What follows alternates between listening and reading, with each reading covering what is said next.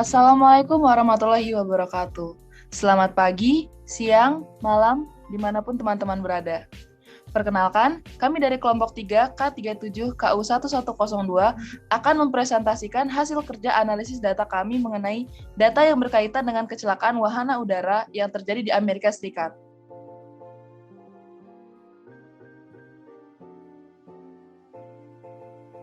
Kelompok kami terdiri dari 4 orang. Yang pertama, saya sendiri, Ratna Devinta Salsabila dengan NIM 1692135. Yang kedua, Masyita Mutiara Mutuah dengan NIM 1692139. Yang ketiga, ada Muhammad Izul Haq dengan NIM 1692143. Dan yang terakhir, ada Muhammad Hakim Alfaneda dengan NIM 1692147. Tugas besar pengenalan komputasi kami berkaitan dengan analisis data dengan menggunakan perangkat lunak Microsoft Excel. Untuk bagian selanjutnya, yaitu deskripsi data, akan disampaikan oleh rekan saya, Masyita Mutiara Mutuah. Oke, terima kasih Ratna. Sekarang saya Masyita akan melanjutkan presentasinya. Pada kesempatan kali ini, saya akan menjelaskan tentang deskripsi data yang kami gunakan. Data yang dipakai di tugas besar kali ini merupakan data yang berkaitan dengan kecelakaan alat transportasi udara yang terjadi di Amerika Serikat. Data ini meliputi informasi yang menunjukkan nomor kecelakaan, tanggal kejadian, lokasi beserta dengan derajat lintang dan bujurnya, tingkat kerusakan yang disebabkan, nomor registrasi alat transportasi udara, tipe mesin alat transportasi udara, dan total cedera yang dialami korban kecelakaan. Format data yang digunakan adalah .csv sebesar 1957 MB dan sebanyak 85.977 rows. Data ini diambil dari website Kaggle yang dibuat oleh National Transportation Safety Board atau NTSB Amerika Serikat. Data ini berisi tentang kecelakaan alat transportasi udara yang diciptakan dari tahun 1962 sampai dengan tahun 2020. Pada slide selanjutnya, saya akan menjelaskan tentang karakteristik data. Dalam dataset kali ini, kami memiliki sebanyak 12 atribut. Yang pertama adalah event date, yang bermakna waktu kejadian dan berjenis kategorikal nominal. Yang kedua adalah location, yang bermakna negara bagian di mana kejadian pesawat terjadi. Dan ini berjenis kategorikal nominal. Yang ketiga adalah injury severity, yang berarti keparahan cedera, dan berjenis kategorikal nominal. Yang keempat adalah aircraft category, yaitu jenis kendaraan udara yang digunakan dan juga bersifat kategorikal nominal. Yang kelima adalah aircraft damage, yaitu kerusakan kendaraan udara dan juga bersifat kategorikal nominal. Yang keenam adalah make, yaitu perusahaan pembuat kendaraan udara yang bersifat kategorikal nominal. Lalu yang ketujuh adalah number of engine, yaitu banyak mesin yang bersifat kuantitatif. Yang kedelapan adalah engine type, yaitu jenis mesin yang bersifat kategorikal nominal. Yang kesembilan ada total fatal injuries atau total cedera fatal yang bersifat kuantitatif. Yang ke-10 adalah total serious injuries atau total cedera serius yang bersifat kuantitatif. Yang ke-11 ada total minor injuries atau total cedera ringan yang juga bersifat kuantitatif. Dan yang terakhir adalah total injuries atau total semua cedera. Atribut yang ini juga bersifat kuantitatif. Selanjutnya, slide akan dilanjutkan oleh rekan saya, yaitu Muhammad Izul Haq, yang akan menjelaskan tentang statistik. Silahkan, Izul. Baik, terima kasih. Untuk statistik, kita akan menganalisa beberapa komponen, yaitu diantaranya rata-rata, standar deviasi, ekstremum, persentil, distribusi frekuensi nilai pada data. Yang pertama adalah rata-rata. Rata-rata dari data akan diakses dengan sebuah fungsi yang terdapat di perangkat lunak Microsoft Excel, yaitu menggunakan fungsi sama dengan average, kemudian kita pilih range data yang ingin kita cari rata-ratanya, kemudian akan muncul rata-rata yang kita inginkan. Di sini kami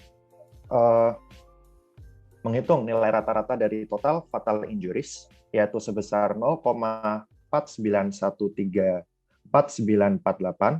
Kemudian ada rata-rata dari total serious injuries, sebesar 0,155709343. Dan yang terakhir ada total minor injuries, yaitu sebesar 0,186851211. Rata-rata yang kita dapatkan kurang dari 0 karena banyak data dari kecelakaan kendaraan udara yang tidak berakibat cedera.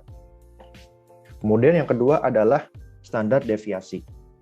Standar deviasi ini akan diakses dengan fungsi yang terdapat di Microsoft Excel sama dengan stdef.s.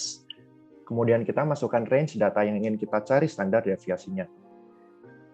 Dalam hal ini, kita menggunakan data total fatal injuries, menghitung standar deviasi dari total fatal injuries yaitu sebesar 0,682271237. Kemudian ada total serious injuries sebesar 0,478688456. Dan yang terakhir ada total minor injuries dengan standar deviasi sebesar 0,506588654. Yang ketiga ada ekstremum. Data yang akan diakses dari ekstremum ini merupakan nilai maksimum dan minimum dari data yang telah kita peroleh sebelumnya. Kita menggunakan data yang sama, yaitu dengan data total fatal injuries dengan maksimum sebesar 5 dan minimum sebesar 0, total serious injuries dengan maksimum sebesar 4 dan minimumnya 0, dan yang terakhir ada total minor injuries dengan maksimumnya 4 dan minimumnya 0. Kemudian yang selanjutnya adalah persentil. Persentil dapat diperoleh dengan fungsi sama dengan persentil range, kemudian kita masukkan suatu bilangan K, di mana K adalah persen yang kita inginkan. Kita mencari beberapa persentil di sini dengan faktor K 0,1 yaitu sebesar 0, persentil 0,25 yaitu sebesar 0, kemudian 0,5 sebesar 0, 0,75 sebesar 1, dan 0,9 sebesar 2. Data ini merupakan persentil dari total injuries yang terdapat pada data yang telah kami analisis. Kemudian yang terakhir adalah distribusi frekuensi nilai pada data. Untuk mencari nilai frekuensi pada sebuah data, kita diharuskan untuk mengcopy data tersebut ke dalam suatu tempat yang kosong. Kemudian kita akan remove semua data yang terduplikasi di data yang telah kita copy tersebut. Kemudian kita baru bisa menggunakan fungsi dari frekuensi untuk mencari frekuensi dari data yang kita inginkan, menggunakan sama dengan frekuensi data array.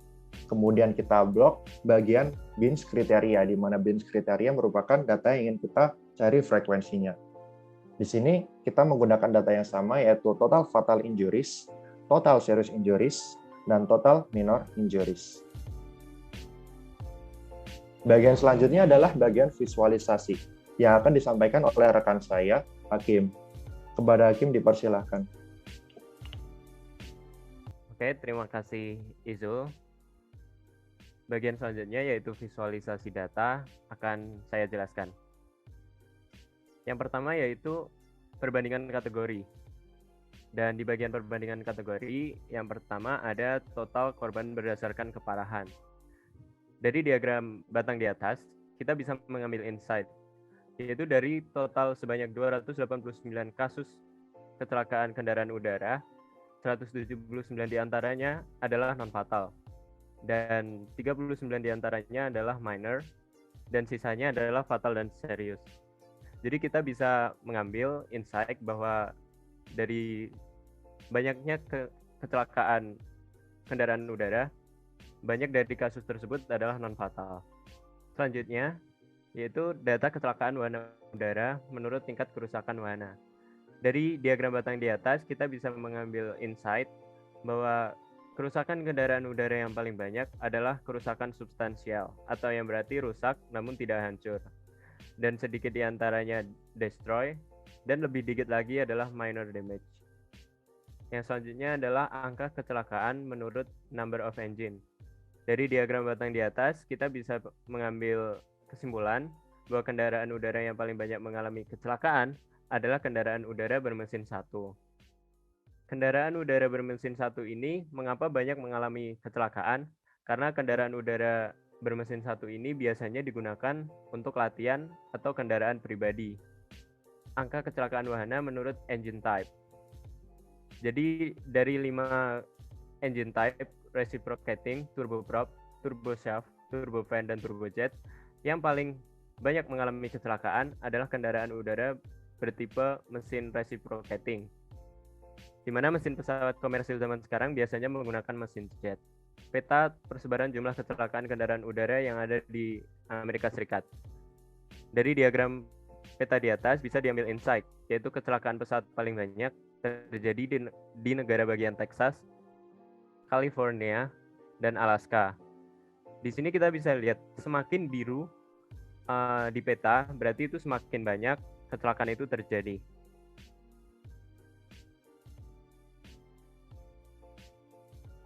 Oke, selanjutnya ada angka kecelakaan menurut jenis wahana udara. Dari diagram batang di atas, kita bisa mengambil insight, yaitu kendaraan udara yang paling banyak mengalami kecelakaan adalah airplane atau pesawat terbang. Hal ini bisa terjadi karena memang kendaraan udara yang paling banyak digunakan di dunia ini adalah pesawat, dan helikopter ada di posisi kedua. Selanjutnya adalah angka kecelakaan berdasarkan merek wahana. Dari diagram di atas, kita bisa mengambil kesimpulan, yaitu merek kendaraan udara yang paling banyak mengalami kecelakaan adalah merek Cessna. Jumlah merek kendaraan udara lain-lain bisa banyak, karena memang variasi merek dari kendaraan udara yang mengalami kecelakaan itu sangat variatif. Namun frekuensinya hanyalah satu, sehingga jika ditotal bisa hampir menyamai Cessna.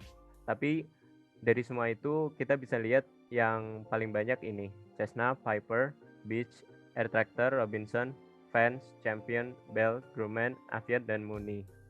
Selanjutnya, penampilan perubahan terhadap waktu. Dari diagram waktu di atas, kita bisa mengambil insight bahwa kecelakaan pesawat itu mengalami kenaikan Mei ke Juni, lalu sedikit stagnan pada Juni dan Juli, lalu mulai mengalami penurunan pada bulan Juli ke Agustus, dan mengalami penurunan yang lebih drastis pada saat ke bulan September. Selanjutnya adalah Trimap hierarkial kecelakaan kendaraan udara. Nah, dari diagram Trimap hierarkial di atas, kita bisa mengambil insight bahwa jenis kendaraan udara yang paling banyak mengalami kecelakaan adalah pesawat bermerek Cessna. Dan yang kedua mengalami kecelakaan paling banyak adalah helikopter bermerek Robinson. Jenis-jenis kendaraan lain seperti glider, gyroplane, powered parachute, wave itu juga ada, tapi hanyalah sedikit jika dibandingkan dengan pesawat dan helikopter. Selanjutnya adalah korelasi yang akan dijelaskan oleh rekan saya, yaitu Mas Sita. Oke, sekarang saya akan menjelaskan tentang korelasi yang didapatkan dari dataset yang kami miliki. Pertama-tama, angka korelasi bisa didapatkan menggunakan fitur data analysis, lalu memilih opsi correlation. Selain itu, angka korelasi juga bisa diperoleh dengan menggunakan fungsi sama dengan corel array 1, titik koma, array 2 yang telah tersedia di Excel.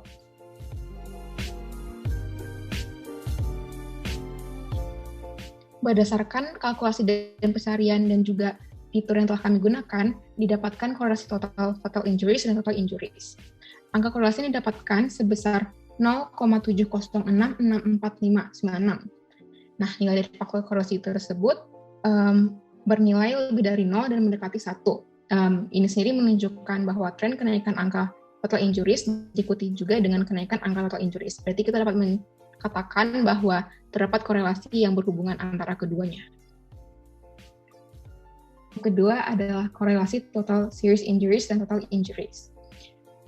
Angka korelasi yang didapatkan adalah 0,54643394. Nilai faktor korelasi antar total injuries terhadap serious injuries tersebut bernilai sekitar 0,5, yang menunjukkan bahwa meskipun kenaikan serious injuries juga diikuti oleh kenaikan total injuries, tetapi persebaran datanya cenderung lebih acak dibandingkan sebelumnya. Dan yang ketiga adalah korelasi total minimal injuries dan total injuries. Angka korelasi yang didapatkan adalah 0,428406611. Nilai faktor korelasi antara keduanya bernilai positif, akan tetapi nilainya lebih kecil dibandingkan nilai faktor korelasi pada data-data sebelumnya. Dengan kata lain, persebaran data pada data memang lebih acak dibandingkan pada data sebelumnya. Setelahnya, teman saya Ratna akan menjelaskan tentang data cleansing yang telah kami lakukan pada set data yang kami miliki. Silahkan, Ratna. Baik, terima kasih Mas Vita.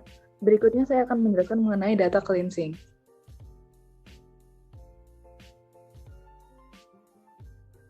Data yang telah kami dapat dari website kaggle.com, tidak semua atributnya terisi dengan benar dan jumlah datanya sangat banyak.